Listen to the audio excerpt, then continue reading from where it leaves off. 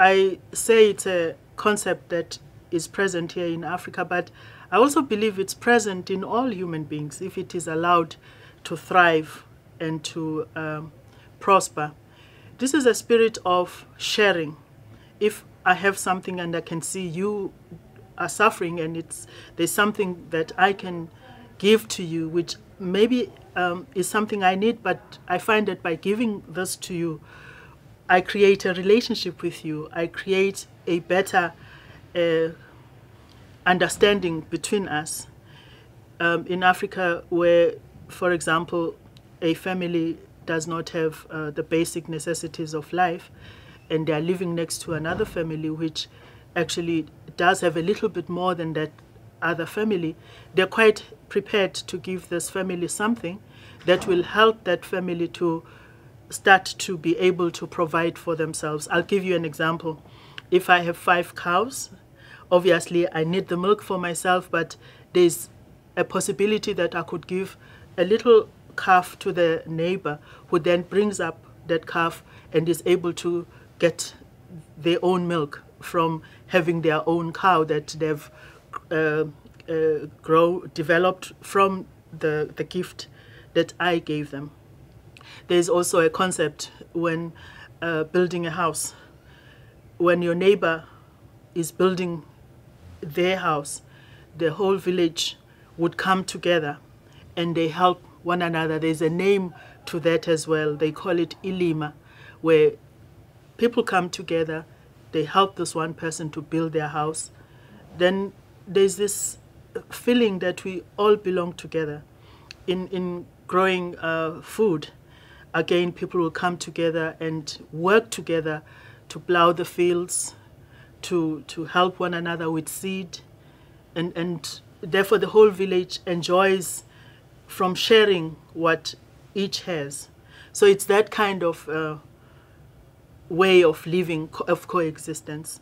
Of course, with urbanization, and I don't want to romanticize Africa, with urbanization we've begun to lose some of this spirit of Ubuntu, and we are continuously trying to bring it back as we bring up our own children, to try and bring it back so that a child who grows up does not want to accumulate only for themselves when the child next door doesn't even have a bed on which to sleep or doesn't even have shelter. So it's that kind of spirit.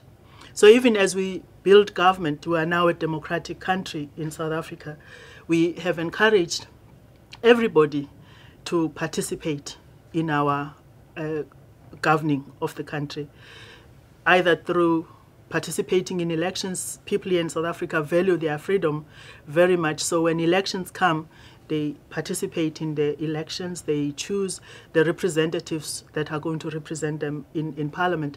But we say it's not enough for them to just choose people that are going to represent them. They must continue to participate in the shaping of our policies, in the shaping of our laws, so that they continue to feel that this is their parliament, and those that they have chosen must feel they are accountable to those people that have elected us.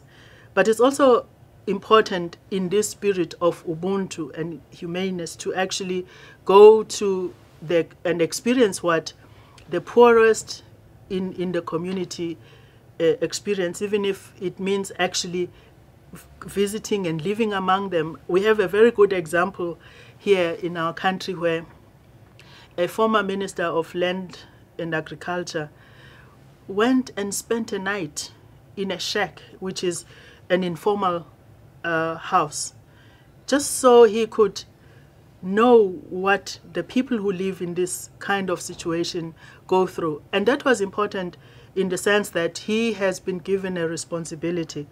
The people have elected the government, and we have a minister who is there because the people have put him there. So he then sees his responsibility as responding to their needs. And you won't know what their needs are if you don't live among them, if you don't have that experience. You won't know how they feel.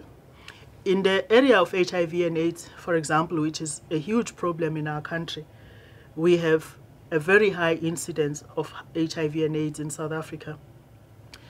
One of the things that has been very important in helping to change our government's position and policy on HIV and AIDS is actually to be with people who are living with HIV, in the sense of attending their meetings, listening to them.